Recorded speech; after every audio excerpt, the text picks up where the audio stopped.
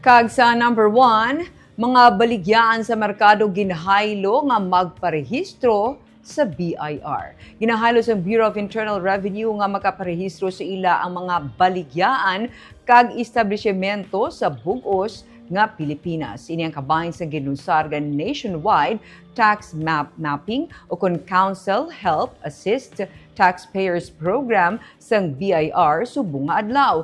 Kay nasang aga una nga ginkatuan sang BIR ang mga baligyan sa sumag public market sa syudad sang Bacolod nga mayara sa masobra 1 ka mga vendors. Ginsilin ni Christina Juliet Chua, ang Regional Director sang Revenue Region 12 NIR nga ang katuyuan sang amo nga programa ang pagpasanyog sang ihibalo sa mga vendors sa mga benepisyo nga makuha nila kung nakarehistro sila sa BIR. Una nga na mapping si Sally Aros, presidente ng Sumag Market Vendors. Ginsiling sini nga wala sila nagparehistro bangod wala man ini sa mandato sang ila barangay. Apang matapos siya nga na istorya sa BIR, nahangpan niya nga mas maayo na nga mag-comply sila para mas mangin legal na gid ang ila nga baligyaan. Lakip sa mga common findings sa mga failure to register kag failure to keep and make entries of the books of accounts.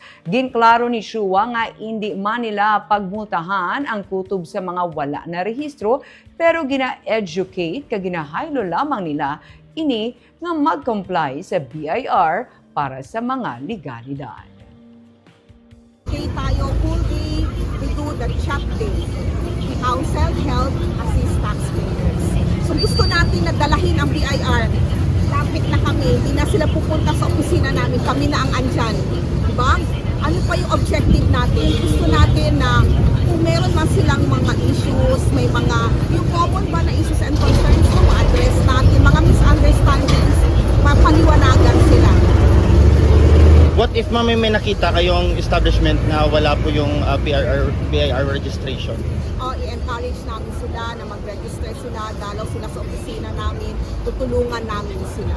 Hindi namin sila hahanapan ng mali, kundi hahanapan namin sila ng paraan, paano sila makasama, makuha namin sila